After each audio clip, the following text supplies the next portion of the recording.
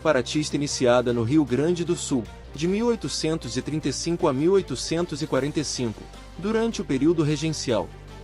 Mobilizou a elite estancieira que morava no interior do estado e teve como grande causa a insatisfação dessa elite com a falta de autonomia e com os pesados impostos cobrados, sobretudo no charque, carne seca. Essa revolta, que contou com nomes como Bento Gonçalves e David Canabarro, foi a maior revolta provincial de todo o período monárquico brasileiro, pois teve duração de 10 anos. Os farrapos foram derrotados, em grande parte pela ação do Barão de Caxias, um dos grandes nomes do exército brasileiro no século XIX. Contexto histórico da Guerra dos Farrapos. O Rio Grande do Sul era uma província que possuía uma grande quantidade de estancieiros e charqueadores, os quais criavam gado e produziam charque, respectivamente. Essas duas atividades econômicas estabeleceram-se nessa região, na virada dos séculos 17 e 18, para atender às necessidades do centro-sul brasileiro. O charque, por exemplo, era utilizado na alimentação dos escravos. Outro ponto importante a ser mencionado era a relativa autonomia do Rio Grande do Sul por ser distante do Rio de Janeiro, então capital do Brasil.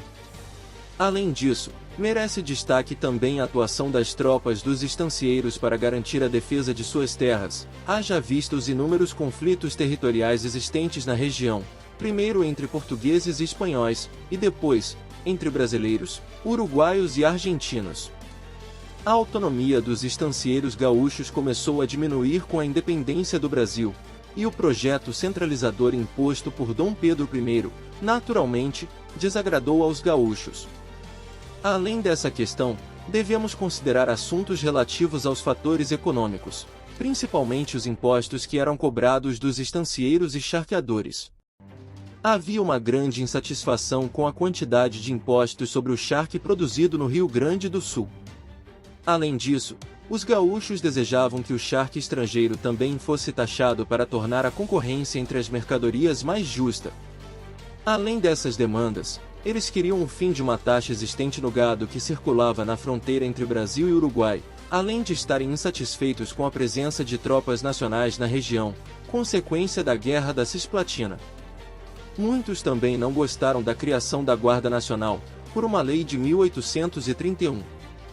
O jornalista Jurenir Machado mencionou que até uma crise de carrapatos que afetou o gado dos estancieiros, em 1834, foi motivo para ampliar a insatisfação dos gaúchos com o governo, uma vez que ele se recusou a arcar com os prejuízos dos produtores gaúchos. Dentro desse cenário de insatisfação, a possibilidade de revolta começou a ganhar força em torno de ideais republicanos e federalistas. Principais acontecimentos na Guerra dos Farrapos. Grandes líderes dos farrapos, gaúchos que lutaram na Guerra dos Farrapos, reuniram-se, no dia 18 de setembro de 1835, e decidiram que a revolta seria iniciada 2 dias depois, 20 de setembro. Quando a revolta foi iniciada, ela não tinha caráter separatista, mas o decorrer dos acontecimentos levou-a ao caminho do separatismo. Logo de início, os farrapos enviaram tropas para Porto Alegre e conquistaram a capital gaúcha sem encontrar resistência. Foi somente em 11 de setembro de 1836 que os farrapos decidiram pela separação e foi proclamada a República de Piratini ou República Rio-Grandense. Isso deu início a uma nova fase da Revolução, e os conflitos tornaram-se mais agressivos. A declaração de independência realizada pelos gaúchos foi motivada pela vitória deles na Batalha de Seival, travada no dia 10 de setembro. Muitos historiadores afirmam que a proclamação da República Rio-Grandense deu fim à fase da revolta e marcou o início da fase da guerra. Bento Gonçalves, um dos líderes dos farrapos, foi nomeado presidente dessa república, em 1836, mas só conseguiu assumir de fato no ano seguinte, após fugir da prisão em 1837.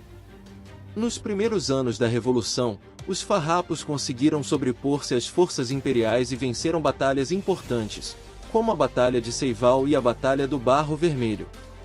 Um momento marcante aconteceu em julho de 1839, quando David Canabarro e Giuseppe Garibaldi lideraram a conquista de Laguna e fundaram a República Juliana, localizada no atual estado de Santa Catarina. O controle sobre a região de Laguna, no entanto, durou pouco, pois, em novembro de 1839, as tropas imperiais já haviam reconquistado a região. A queda de Laguna também marcou o início da decadência dos farrapos na luta contra o Império. Alguns fatores que contribuíram para a derrota dos farrapos foram outras revoltas provinciais, como a Sabinada, a Cabanagem e a Balaiada, encerraram-se entre 1840 e 1841. Isso permitiu ao Império concentrar suas forças contra os gaúchos.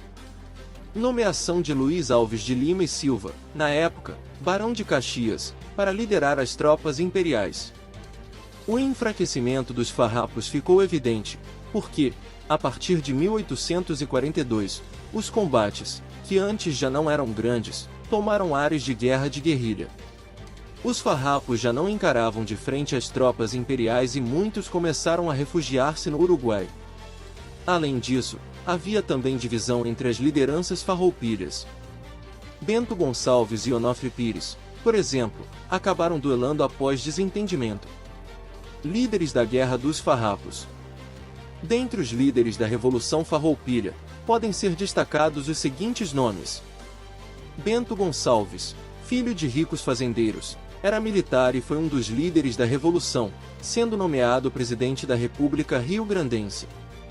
David Canabarro, militar que teve importante papel na liderança de tropas dos farrapos e foi um dos que proclamaram a República Juliana, em 1840. Giuseppe Garibaldi, italiano conhecido por seu envolvimento com revoluções aqui no Brasil e também na Europa. Uniu-se com Canabarro na conquista de Laguna e na proclamação da República Juliana. Antônio de Souza Neto, grande líder militar dos farrapos que esteve envolvido com a Batalha de Seival, em 1836. Participou diretamente da proclamação da República Rio-Grandense, em 1836. Desfecho da Guerra dos Farrapos.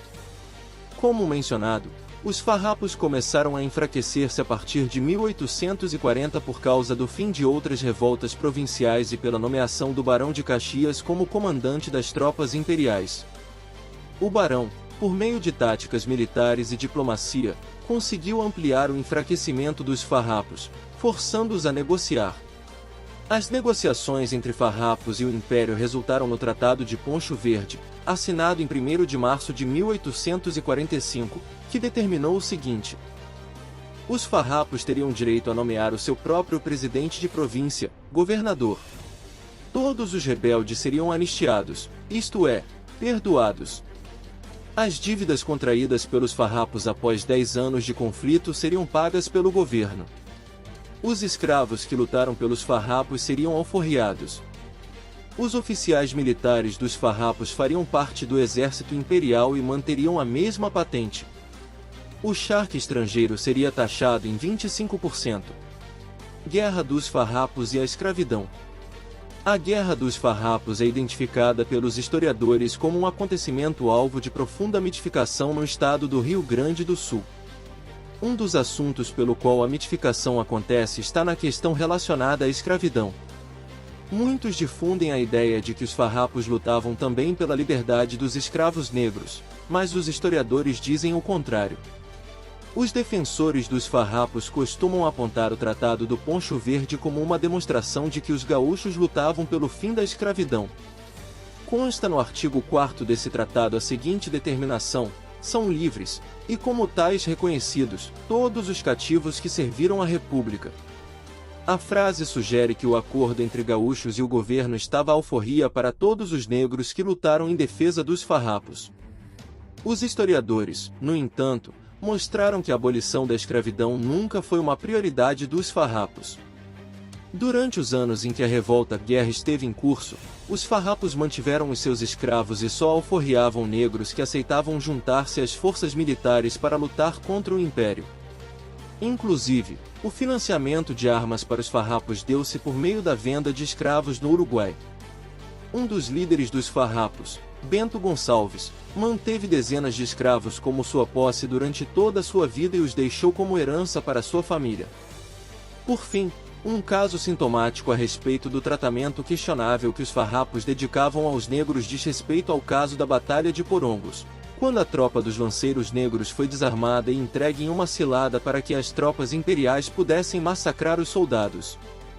Esse evento aconteceu porque, segundo Juremir Machado, os líderes farroupilhas não conseguiriam manter a sua promessa de liberdade para os negros que formavam essa tropa, pois o Império não havia concordado em libertar negros que tinham fugido de outros estados e aderido às tropas